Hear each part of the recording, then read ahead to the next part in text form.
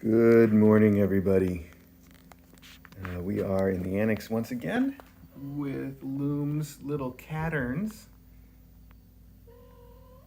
And Loom, you can hear her talking to the camera already. Do you want to be a YouTuber, Loom? What? Well, tell them. It's your show now. What do you want to talk about?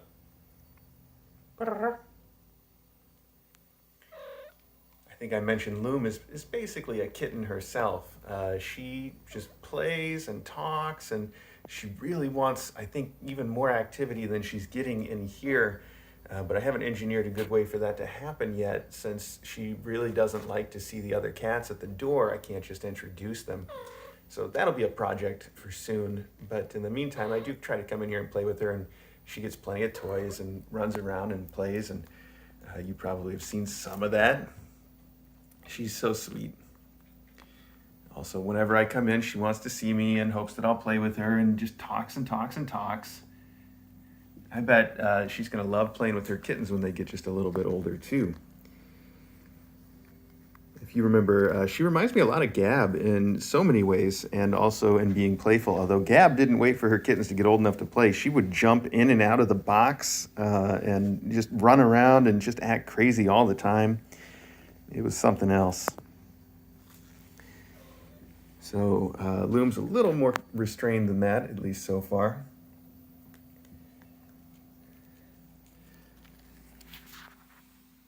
The kids themselves have all been really great, and we've gotten some real mixed gains as far as, them nursing from mom and getting their food in. So some of that's actually working out. In fact, this morning, Paisley here, our little girl, is the only one that's down from last night and needs to be fed for sure. I'm going to feed them right after this close-up. There's a couple others that didn't have much gain from last night, and I'm probably going to feed, and then there's a couple that gained a ton, which is surprising and nice. And especially Chevy. I can't believe how much Chevron gains sometimes, and how far ahead he is the other kittens, and has been his whole life. This guy right here, Chevy, is the big guy and has been in first place weight-wise, I think, since day one, and is just pushing his lead as far as he can. It just really he's going to be a huge cat if he keeps this up. That's Chevron. He's always, like an ounce or two ahead of everybody else. So that's little Chevy right there. Look at those beautiful blue eyes. The light's really catching those right now, isn't it? Speaking of, I posted our first set of photos finally on the website, and they're good. They're really good. In fact, doing that kind of helps inspire me to take some more, but it's just a matter of finding the time and the everything to get it done. There's also some pictures that I didn't publish yet from the last photo shoot because I just, again, haven't had much time for it, not nearly as much as I'd like. So look out for those. They'll get posted eventually. I think I did throw a couple of them. I definitely post them on the Discord, of course. Everything ends up there right away. But I think I might have put a couple on our Twitter, too, which happens sometimes. Anyway, these kids are starting to get real playful and active and just wonderful.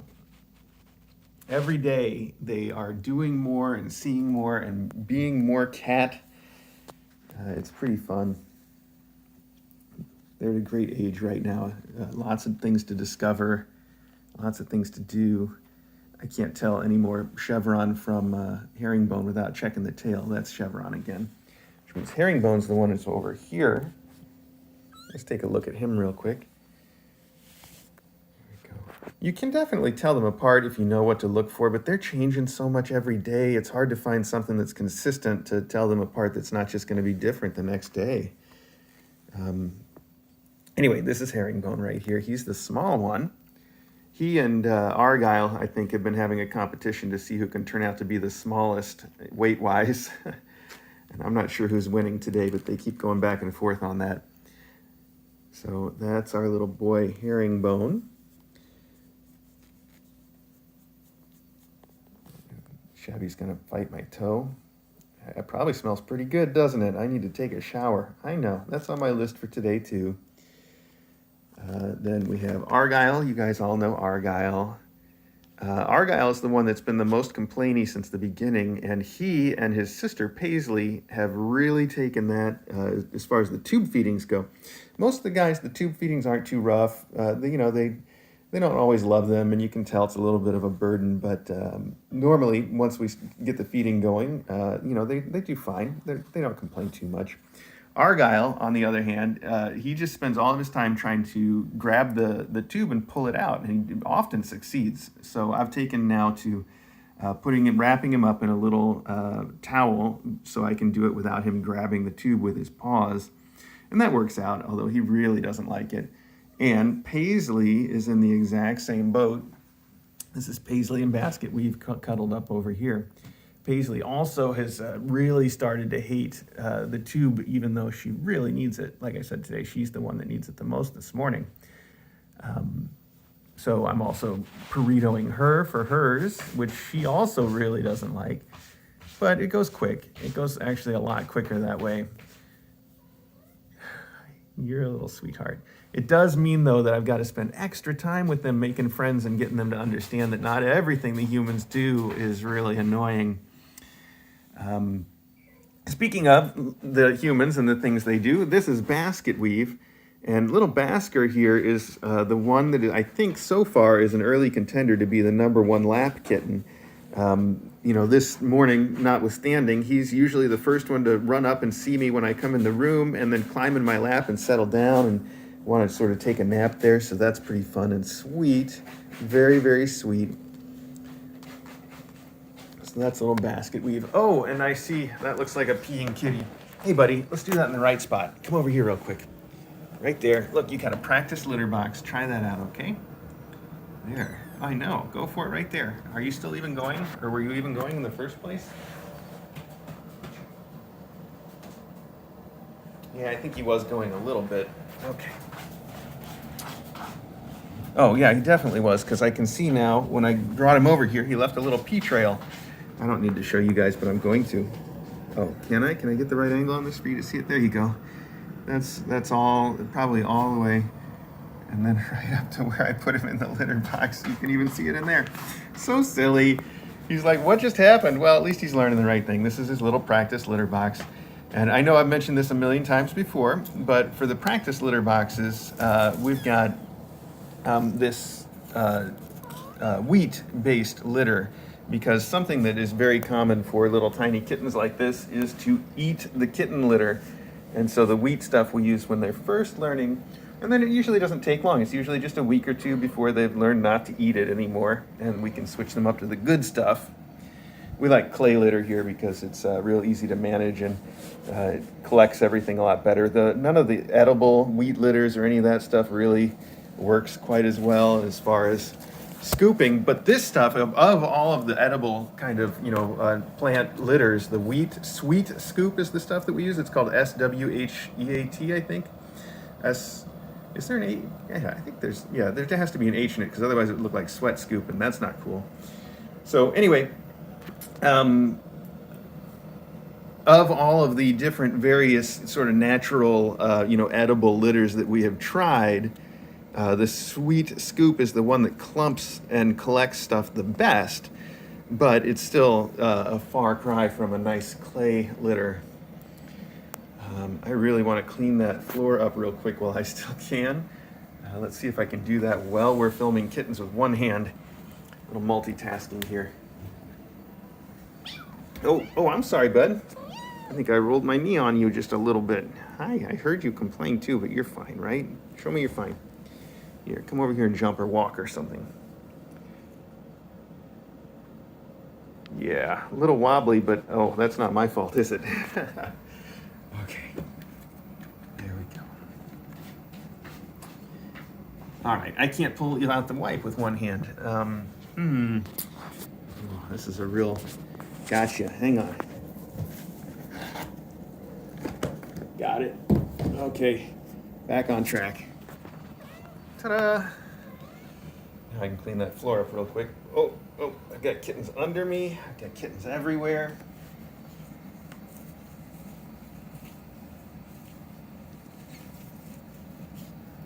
There we go, all better. Now there's a little bit of pee in that brand new litter box, so maybe they'll start to get the idea.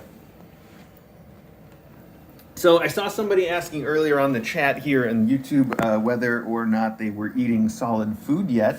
I have not seen any of them voluntarily like go up to the food bowl and start eating. I haven't observed that yet. It could be happening. If anybody's doing it, it's got to be Chevy, but I don't think anybody is. I have tried sort of starting them. You prime the pumps. I know I've talked about this many times before because we do it for every kittens for a long time now. If you want to encourage them to learn to eat, one thing that you can do is you take just a teeny tiny bit of food on your finger and you basically wipe the food on the roof of their mouth, quickly. And then they'll sort of chomp on it, and sometimes they'll spit it out, sometimes they'll swallow it.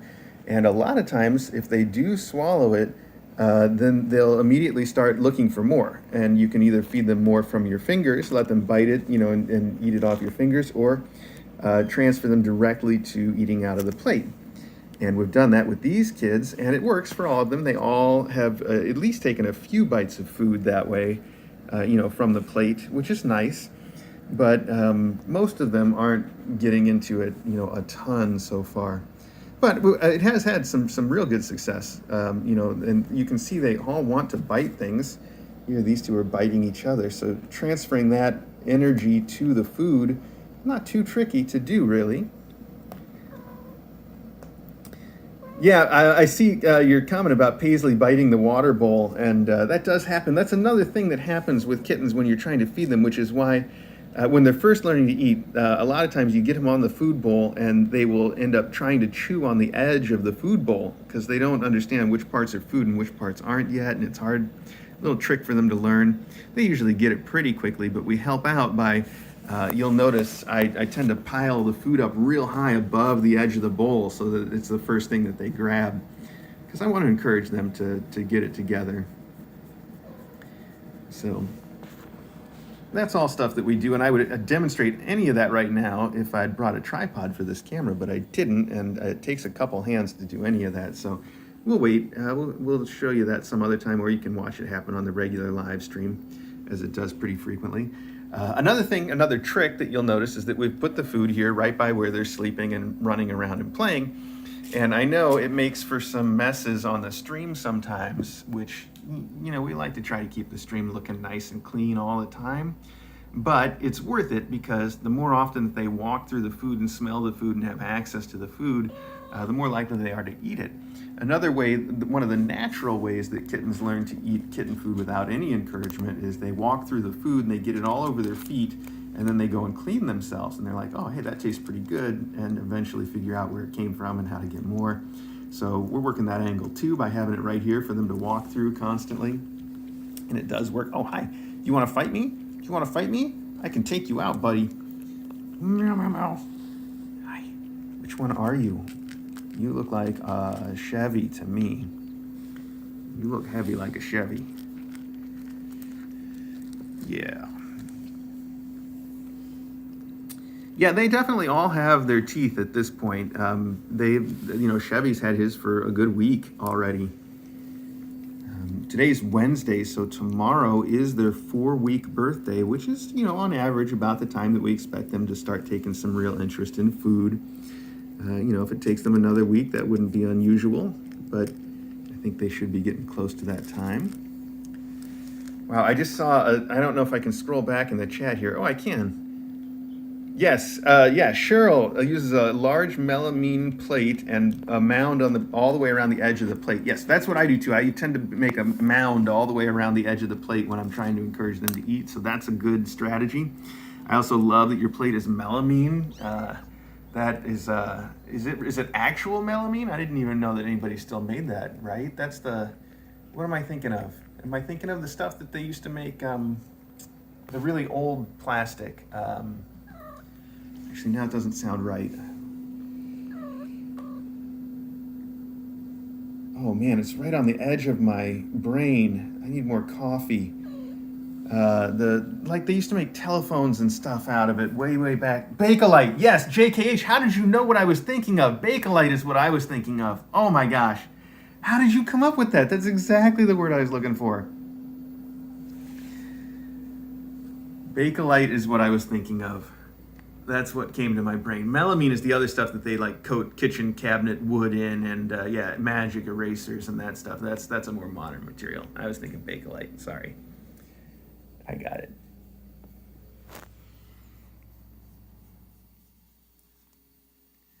Is it because I said old telephones? I guess that what brought it to mind. Makes me wonder if I could get like a real hipster Bakelite case for a cell phone. That would be a thing.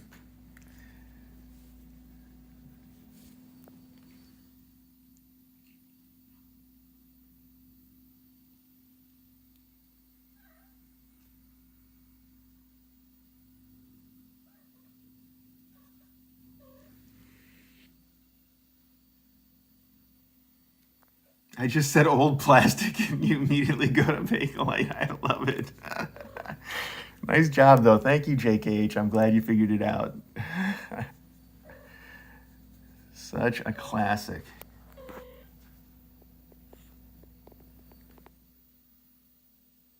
There was a guy, this is, I'm just going to ramble for a second. This has nothing to do with kittens, so tune me out. And I do have more kitten stuff to talk about, but I really got to say this. There was a time period when I was really involved in the RepRap 3D printing project. The RepRap project, if you don't know, I'm sure you've all heard of 3D printing by now. It's very, very common. But RepRap was a project for a while where the idea was to try to create a printer that could create other printers so everybody could start getting 3D printers. And it's still going. It's still a thing that people are working on. And we had, a good amount of success back in the day with it. And it's really the way that the sort of 3D printing, revolution started, I think. Well, that and the expiration on the patents, but that's a whole other story. Anyway, there was a point where I tried to help a whole bunch of people make 3D printers at our local hackerspace. And I wasn't, I could have done a much better job of it in retrospect, but it doesn't matter. A lot of people did build them successfully, and it was a lot of fun. And one guy built his 3D printer out of old pieces of Bakelite that he machined into the right shapes to put together a 3D printer.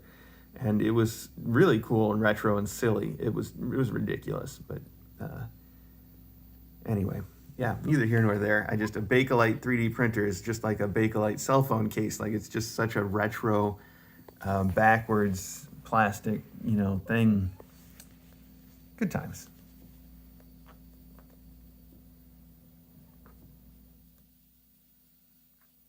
Yes, anyway, kittens. So anyway, kittens. All right, these guys, you've heard all the news and you've seen how cute they are, and they're all doing wonderfully and adorably. This little guy keeps climbing onto my lap now, just like I was saying. Hi, buddy. Oh, there are Bakelite cell phone covers. I should have figured that was already a thing. All right, so these guys, you've seen, they're doing great. They're so fat and happy. In fact, I think the fact that I'm not letting them miss a beat and we're doing all the tube feeding just constantly for them to make sure that if they haven't posted gains like every 4 hours, I'm forcing them to eat more. I think, I haven't checked, but I feel like they're just one of the fattest, fastest growing classes that we've had in a while. And that's not to say I'm always going to do that. If they can get their food from mom, the next class, then that's great. But I think it's really worked out for these guys. We've really pumped them up. There's some fat and happy little kittens, and that's what we love. It's so nice, very chubby and very wonderful. So that's happiness, and I'm really glad about how they're doing. And you kind of look like you're looking for a spot to pee. Not really. Maybe you're just standing there. It doesn't hurt to put you in the litter box for a minute anyway. Okay. So yesterday, though, was the Orange Kids graduation surgeries, and that's awesome. So let's go find them and talk about them, and then afterwards I'll come back and I'll feed these guys. Oh, but before we go, I got to bring my coffee with me. That's super important. So let's just take that with me. Yeah. Uh-oh. What have you got there, Sid? So these kids had full run of the house last night, as they have had most of the time now. And the boys recovered from surgery so fast, they were all fine pretty much the minute that they came home. And then all of them voluntarily decided to hang out in the master bedroom with me last night. I woke up and Sid and Hal had taken over my pillow. I didn't have any room for myself anymore, which is something that they have tended to do. So they're keeping that up. This is Puget, I believe. Yes, it is Puget. One way to tell Puget from Rotterdam is the fact that Puget is the one with the big white sort of offset on this side. You see how it's bigger, more white over here on this side of Puget's face than on the other, where Rotterdam's a little more symmetrical. They're the two floofs, of course. Everybody else they heard me talking. They're all coming now. That was Sid growling because he's got the toy and he doesn't want anybody to take it away from him. Oh, you're just going to randomly hit other kittens? Puget wasn't doing anything. Yes, Puget did lose his collar again, and so did Ant. They wore their collars to the vet yesterday so the vet could tell who they were, and the minute they got home, they took them off. Oh, we're missing another one, though. This must be, I hope it's Rio is usually missing one. I'm going to get confused real quick if we see anybody else losing their collars. I guess we'll figure it out, though. So this is clearly Ant, though. Ant's easy for me to tell because he's a good shade darker red than anybody else, whether you can see it or not.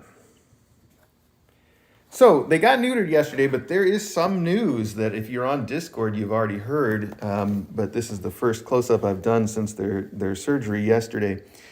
And that news is about Rotterdam, who hopefully we'll go see if he doesn't come to us. So the news about Rotterdam, if you remember in our last close-up the day before yesterday, Rotterdam had a wet chin, and I thought, oh, he's got water on his chin, he doesn't even know it. And I mentioned it during the close-up and pointed it out, and it was cute. But then I noticed all day long, he continued to have a wet chin, and it occurred to me that something else must be going on there, and it was drool. It was not food or water. He's drooling, and that's not normal for him. So it was a good coincidence that they all had to go to the vet for their surgery yesterday anyhow. And I mentioned it to the vet. I said, hey, take a look at Rotterdam, see what you think. I think, and I still think, that probably what happened was that he bit his tongue. And if you look at his tongue, you can tell it's a little ulcerated. And if you have seen, if you've seen Rotterdam, or any of these kids really, but especially Rotterdam with the baby food, when I bring out the baby food or the treats, they get so frantic. I mean, crazy frantic for it. It's real easy for me to believe that Rotterdam would have just gotten frantic for some food and bit his tongue. So that's kind of what I think happened. But our vet had a look at him and thought maybe that, but probably she thinks something else. She thinks that he could have an infection, or that he could have had gotten into something he shouldn't have gotten into, whatever. Something along those lines. And I don't know. I'm skeptical about her theories too. But she obviously knows more about the medicine than I do, and it could be either way. So we're open to all possibilities is my point. Port, that was uncalled for. We're open to any possibilities, and so she decided not to do Rotterdam's surgery yesterday because she didn't want to, whatever's going on, she didn't want to stress him out anymore. Hey, okay, Port, what are you doing? Speaking of stressed out, Port came up here to say hi to me, and then she's got to hit all the kids. Every time she turns around, there's another one right there to be hit. Anyway, our vet decided not to do the surgery on Rotterdam because he's already a little stressed, I guess, and she didn't want to push it. And so what we're going to do is just treat him with some pain meds for now. And keep an eye on him and see if it gets better or if there's, maybe more that we have to do in a few days. So we're going to find out what's going on that way.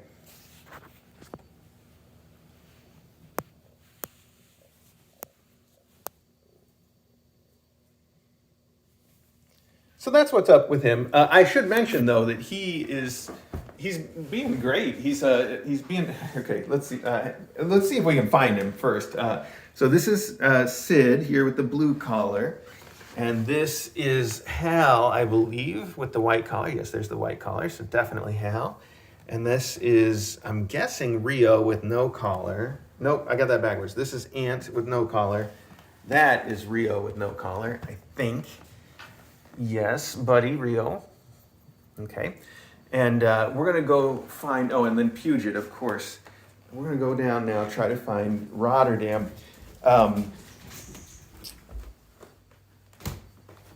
Now, okay, who are you? You better be, no, you're Rio. Okay, so that makes that Bombay upstairs that has no collar. Come on, goodness. See, those are the two that I have the hardest time with if I just see them.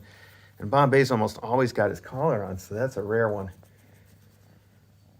We'll have to look out for that. So you're Bombay then, and you're Rio.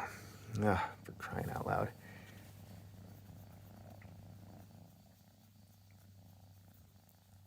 So we'll get that figured out. I'll get that figured out. We'll find those collars. Okay, Puget and everybody else followed me down here.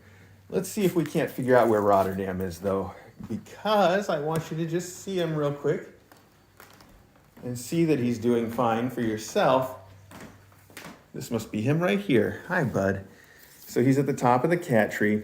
Now, he just got his pain meds a little while ago, and that's probably why he's not coming to us and why he's kind of chilling out and sitting on the top of the cat tree and just looking very chill right now. It's because of the pain meds. But I should tell you, he's been just as active as anybody else, running around playful. He wants to snuggle. He's cuddly. He wants to eat, but here's the real fun thing, I guess, about it is he goes to the food with all of his family, and then he doesn't eat it. And I'm like, well, it probably hurts a little bit, and he doesn't want to eat it. So he's really playing this for everything he's got. And if I put down really high-value food, like last night I opened a can of tuna, or we've been using some Waruva brand food that people have sent in. I always say when people send in foods that we don't normally use, that it's good when we need to get somebody to eat. And so I just went into our stash of that and pulled out some Waruva, the stuff in the packets. And he ate that up like it was nothing. He ate the tuna like it was nothing. He ate an entire can of baby food all by himself because they love that. So as long as I give him food that's really high value food, he just goes right through it. And I think that he's sort of playing it that way, where this is his chance to get all the good food that he could possibly want. So despite the fact that he's being really cool and calm right now, he has been, like I said, just as kitteny and fun and active, and he feels great, I think, except for his mouth, which is another reason why I don't think it's an infection. When we did the blood work on him at the vet, and his white count was perfectly normal. So that it doesn't necessarily mean that it's not. There's, medicine is very tricky, and we'll see. We'll find out, I guess. That's my point. Pupils are a little dilated too. All right, buddy, you go back to sleep. You can get kisses from me. So at any rate, he denied, the point of that at all is that he didn't get his surgery yesterday, and you'll probably notice him being a little bit drooly, and when he's medicated, you'll probably notice him being a little bit sleepy, I guess, when he's had his medicine. But that's all exactly what we would expect, and other than that, he's feeling just great. Yeah, Debbie, we always do blood tests, and like I said, we checked his white count, and we checked everything else too. Whoa, Rio just fell out of the tree. Good job, Trio. So I don't know if he's going to stay here longer, but Lulu May, it's a good question if he's going to stay here longer, because that leads into the next thing I wanted to mention, which is that Dawes is still sort of putting together, finalizing the adopters for these kittens. So I don't have a list from them yet, of who's getting adopted, which means I haven't contacted anybody, which means we haven't arranged any of the pickups. As of right now, none of them are leaving anytime soon, although they would be eligible to go, right away. We're still waiting for the official word on that and getting that all scheduled out, and we'll see. When that happens, I'll let everybody know. No big hurry either. I mean, I'm sure it's going to happen in the next week, and in the meantime, I sure don't mind having them here. They're very easy to care for when they can go wherever they want all around the house, I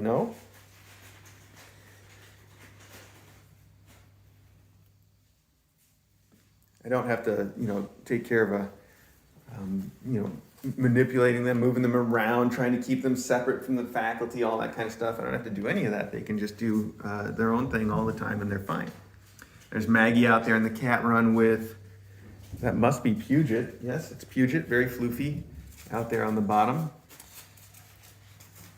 And the light and the camera make our porch look very purpley, but it's in fact gray now. The whole painting project is complete, and the outside of the house is mostly shades of gray, which I guess is a popular thing lately. I've seen a lot of houses in the neighborhood that are that way.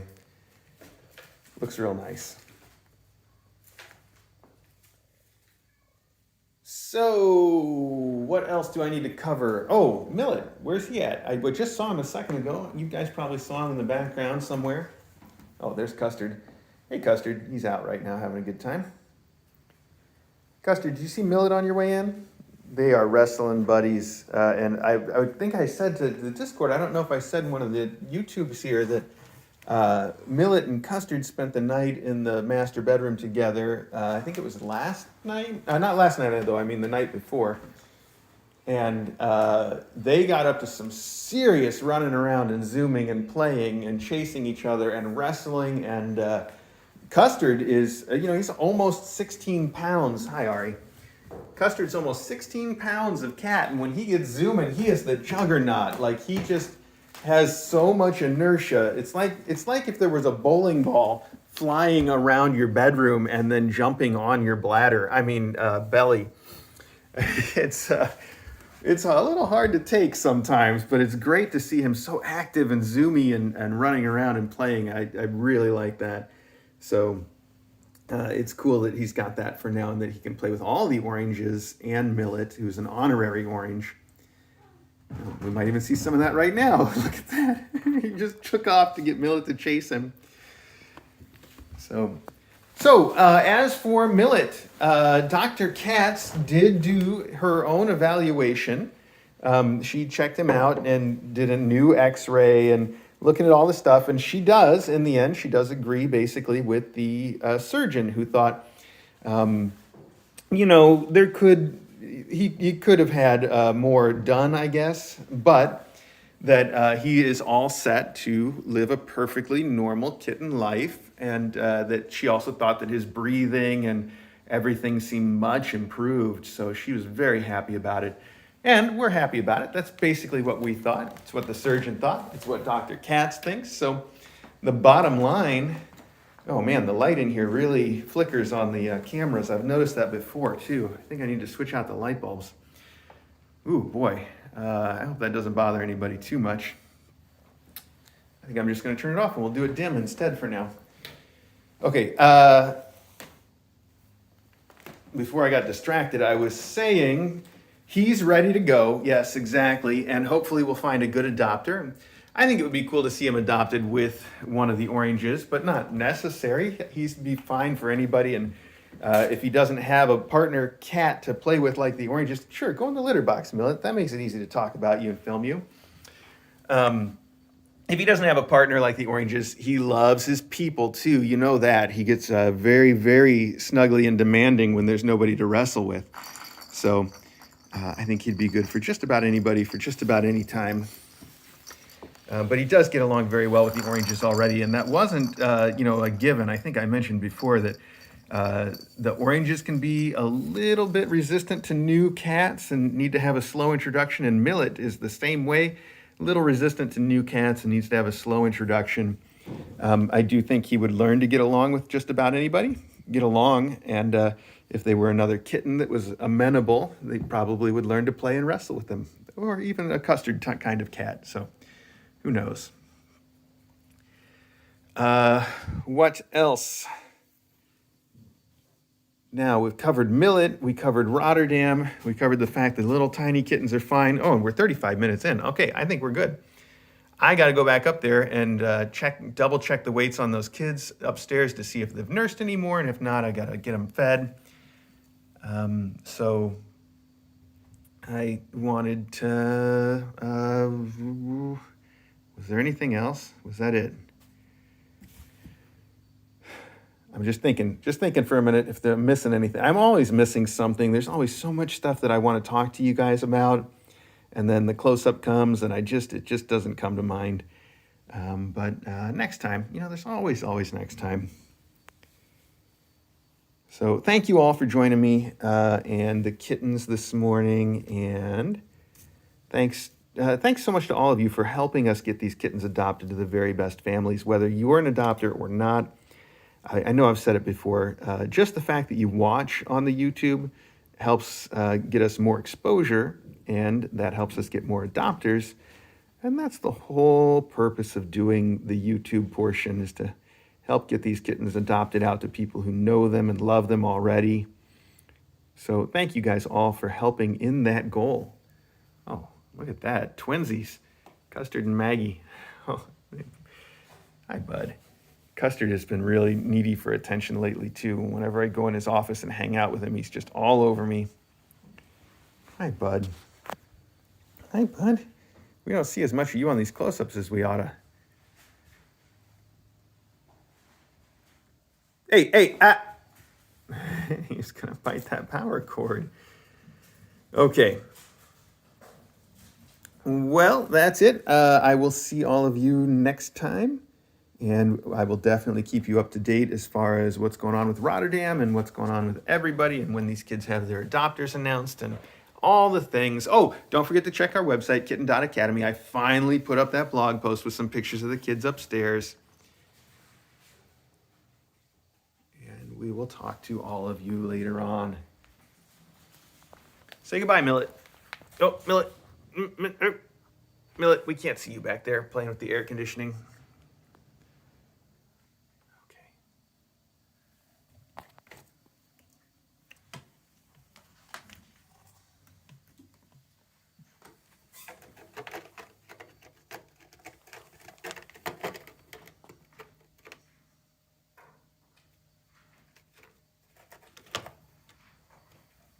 Orange on an orange.